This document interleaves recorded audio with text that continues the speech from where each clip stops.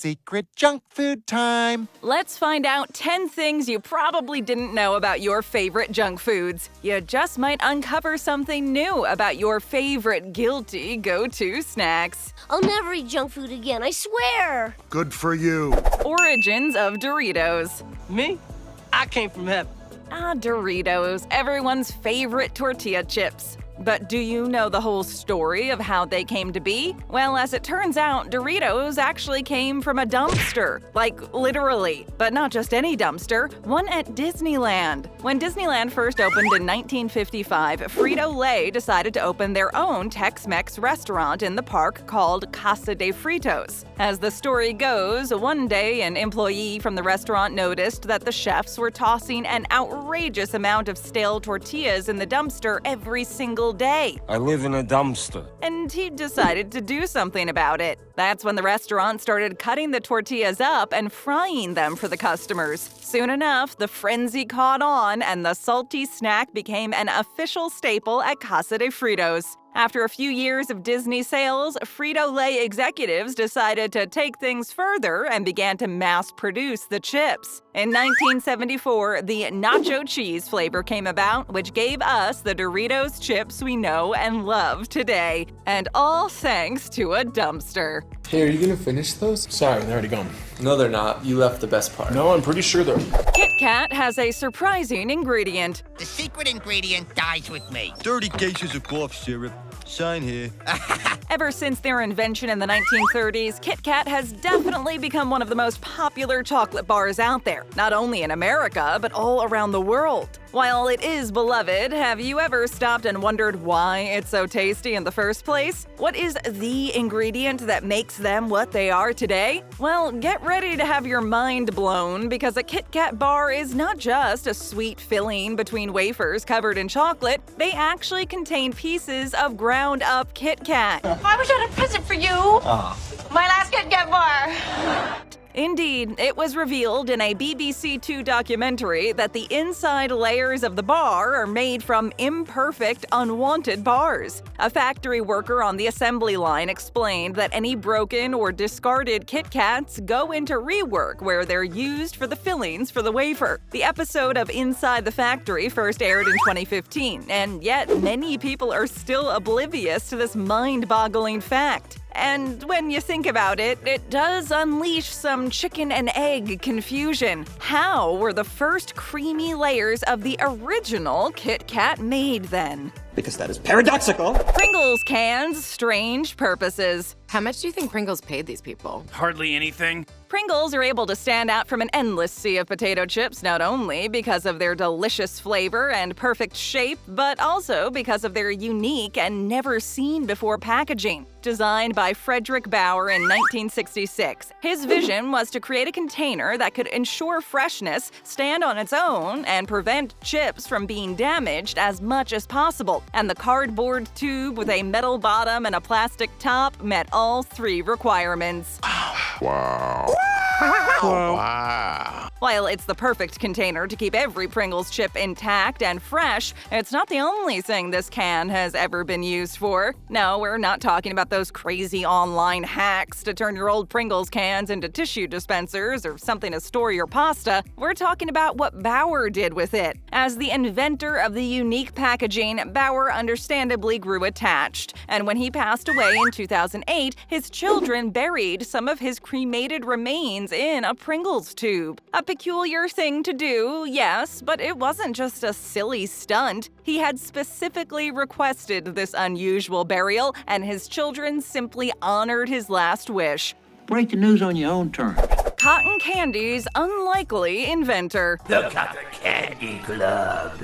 As a kid, what's the one thing you're told over and over again when at the dentist? It's probably along the lines of, don't eat so much sugar, right? After all, sugar is supposed to be every dentist's arch nemesis. But for William Morrison, it was his breakthrough with the invention of cotton candy. The story goes that in the late 1800s, Morrison, a dentist from Nashville, Tennessee, was working with a friend of his, John C. Wharton, a confectioner, in hopes of creating a machine that would take the manual labor out of spinning sugar. That's when they invented what they called the electric candy machine, which is actually pretty similar to the modern ones we have today. This is a great invention. It consisted of a metal bowl with a spinning central head, and all you needed to do was fill it with sugar crystals. The heated sugar would then be spun through a wire gauze using air, creating the fluffy, floss-like confection we know today as cotton candy. After roughly 7 years of perfecting the machine, the duo finally decided to make a business out of the fluffy treat and headed to the St. Louis World Fair in 1904 and sold each box for 25 cents. The then called Fairy Floss was such a huge hit, more than 68,000 boxes were sold. So next time your dentist tries to lecture you about your candy-eating habits,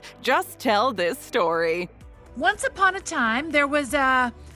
Reese's Pieces' dirty secret. No more secrets, no more lies, it's all coming out. Reese's Pieces' rise to fame all started thanks to its famous cameo in the blockbuster movie E.T., and they've since become more than a respectable snack when you're craving something sweet and salty. While they might seem pretty straightforward, a chocolate peanut butter combination like their cup counterparts, they're actually not quite what they seem. If you look at the ingredients, you'll see sugar, peanuts, vegetable oil, corn syrup, and a long list of artificial colors and flavors. But nowhere is the mention of chocolate. That's right, Reese's Pieces do not contain any chocolate. They're simply tiny bits of sweetened peanut butter coated in a candy shell. Is it able to make juice from Reese's Pieces? Probably.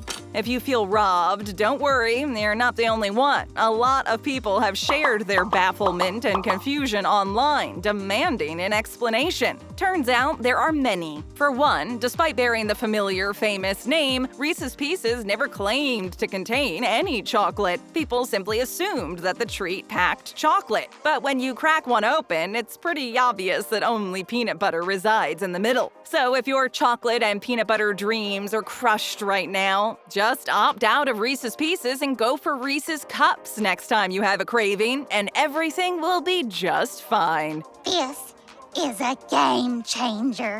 Cheetos' addictive properties.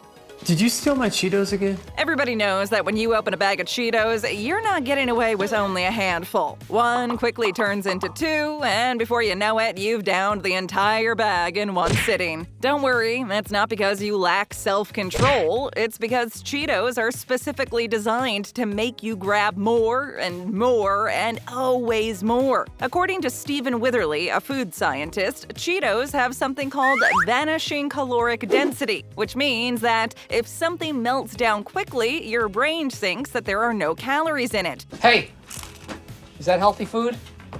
Nope. That you can just keep eating it forever. They also achieve the perfect bliss point, as the level of flavor intensity is like the perfect balance of sweet and salty, keeping us reaching for more without being so overwhelming that our brain gets tired of the flavor. Another explanation was reached by an Oxford study saying that the brain associates the crunching sound with freshness. And what's crunchier than Cheetos? Since your brain thinks you're eating fresh and healthy food, it might convince it that you're eating something more appetizing than it really is. Whatever the reason, though, now you know why you simply can't put down the bag once you've picked it up. Terribly, terribly addictive. Bubblegum is pink for a reason. See? Bubblegum. A childhood classic and a guilty pleasure for grown-ups, bubblegum has been a part of our lives since the 1920s. It's a confection that no one really knows a lot about. We know that it's bad for your teeth, that it's usually pink, and that, contrary to popular belief, it does not take 7 years to digest. But apart from that, bubblegum is pretty much unknown territory. It's time to change that. Let's start with, why is the traditional gum always pink? After all, the specific hue is so iconic. It even has its very own Crayola color. Well, apparently the bright pink color was sort of unplanned. I have a rule about favors. I give everybody just one. I have a similar rule about bubblegum. In 1928, Walter E. Dimer was working for Fleer Chewing Gums and liked to experiment during his spare time. His goal was to create a gum that would allow you to blow bubbles, but still keep on chewing the gum after the bubble popped. After a few trials and errors, the double bubble gum was here. It was less sticky than regular chewing gums and had the ability to stretch more easily. The only problem? The added latex made the gum an unappetizing gray, so the company needed to find a more pleasing color, something that would make people want to chew on it. The only dye they had on hand was bright pink, so they rolled with it, and it has since become a chewy tradition. Pretty great, huh? So, pink. Here's the best part. Nutella and shortages. Nutella, with selected hazelnuts and premium cocoa. Nutella has always been a little touchy subject. Yes, it's delicious and one of the most satisfying ways to start your morning, but it's just not the most sustainable option. The Italian treat was first invented in the 1960s, and it wasn't long before its popularity caught on and it became a world-famous spread. However, with popularity comes more sales, which calls for greater production, which means more resources, and that can cause some important shortages. In Nutella's case, it was hazelnuts that became hard to come by a couple of years ago. Ferrero, the makers of Nutella, use approximately 1/4 of the entire world's hazelnut supply. And since the worldwide demand for the nut went up exponentially, farmers were struggling to keep up, resulting in shortages. Working hard? Crops were greatly affected by the bad weather in Turkey, which produces around 70% of the world's hazelnut supply. That led prices to shoot up by 60%, causing mayhem in the supply chain and affecting everyone, from the farmer to the Nutella buyer in the store. Even though this was eventually resolved, the battle wasn't won yet.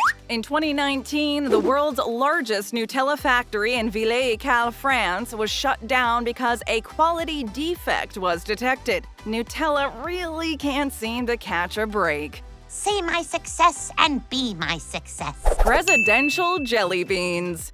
Mom, can I have a jelly bean sandwich for lunch? Everyone's got their favorite foods, even important public figures like former presidents. But perhaps one of the most surprising of all was Ronald Reagan's obsession for Jelly Belly jelly beans. After he quit smoking, Reagan was looking for a substitute, something to replace his old habit, and he discovered jelly beans and never let them go. In fact, the brand's popularity is often associated with Reagan's campaign and presidency, as Jelly Belly would supply him with shipments of the candy every month for the 8 years he led the country. It's marketing. They also provided 3.5 tons of patriotic-themed jelly beans, cherry, coconut, and blueberry flavored, to his presidential inauguration. There's even a jelly bean jar with the presidential seal on it, which comes in a blue gift box. Once he famously told a group of reporters, "You can tell a lot about a fella's character by whether he picks out all of one color or just grabs a handful." Every month, Reagan would order 20 bags of candy and distribute it throughout the White House to his staff and as gifts to dignitaries. Presidential decree. Veggie straws versus potato chips.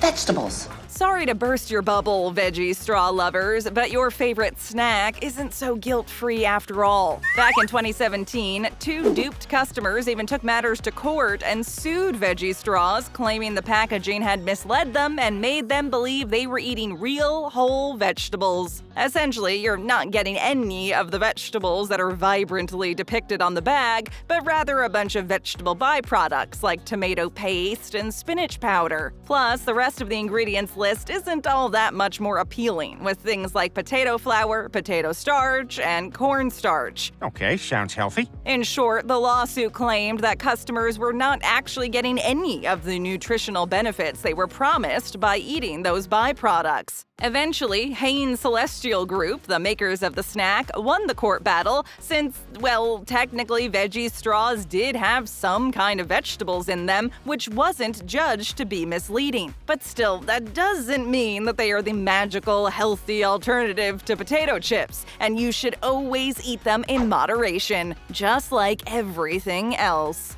Because healthy sounds so much more exciting than boring. Craving another video? Just tap or click. First time here? Then leave us a comment, hit that subscribe button, and ring that notification bell.